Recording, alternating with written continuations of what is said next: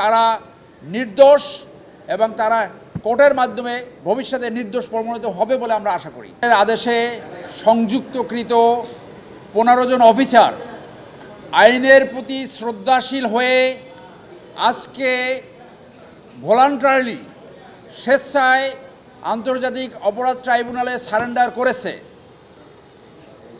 আমরা 3টি আবেদন প্লেস করেছি, একটি জামিন আবেদন, একটি কমিউনিকেশন প্রিভিলেজ এবং আরেকটি তাদের যাতে সাব জেলে রাখা হয়, কিন্তু সাব জেলে রাখাটা আমাদের আবেদনটা প্রেস করতে হয়নি এই কারণ এটা অ্যাডমিনিস্ট্রেশন অফ দ্য জেল, তাদেরকে সাব জেলেই রাখা হবে। কোর্ট আমাদের কথা শুনেছে। আমরা আজকে ওকলাতনামা সাবমিট করেছি এবং আমরা অ্যাপ্লিকেশনগুলো প্লেস করেছি। অ্যাপ্লিকেশনগুলোর নেক্সট ডেটে শুনানি হবে। আপনারা জানেন যে এই অফিসারগুলো অনেক সিনিয়র অফিসার, অভিজ্ঞ অফিসার, আন্তর্জাতিক বাহিনীতেও অনেকে চাকরি করেছে।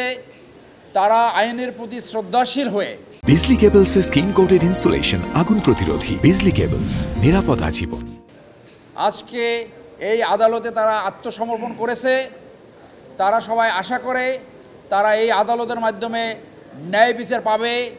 যারা সত্যিকারে অপরাধ সংগঠিত করেছে তারা পার্শ্ববর্তী দেশ ভারতে পালিয়ে গেছে।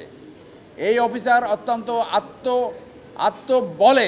বলিয়ান এবং তারা নির্দোষ এবং তারা কোর্টের মাধ্যমে ভবিষ্যতে নির্দোষ প্রমাণিত হবে বলে আমরা আশা করি। আপনি বললেন তারা আত্মসমর্পণ করেছে, কিন্তু প্রসিকিউশন বলছে যে গ্রেফতার করে নিয়ে আসা হয়েছে। দুই ধরনের কথা হলো না, আমরা জানি তারা আত্মসমর্পণ করেছে, কিন্তু সেইটা পুলিশের মাধ্যমে যেহেতু কোর্টে সারেন্ডার করছে সেইটাকে তারা বলেছে যে তারা গ্রেপ্তার হয়েছে। তারা কখনোই গ্রেপ্তার ছিল না।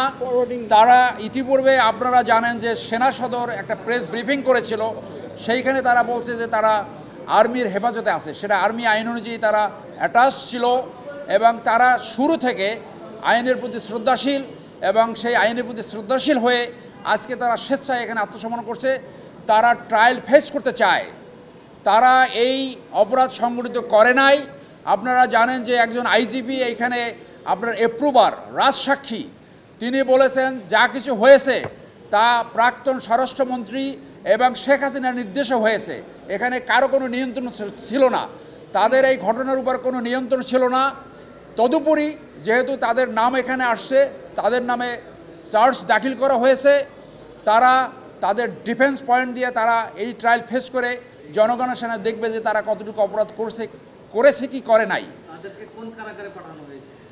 তাদেরকে যে সাবজেল ঘোষণা করা হয়েছে ঢাকা ক্যান্টনমেন্ট, সেইখানে নেওয়া হবে বলে আমরা জেনেছি।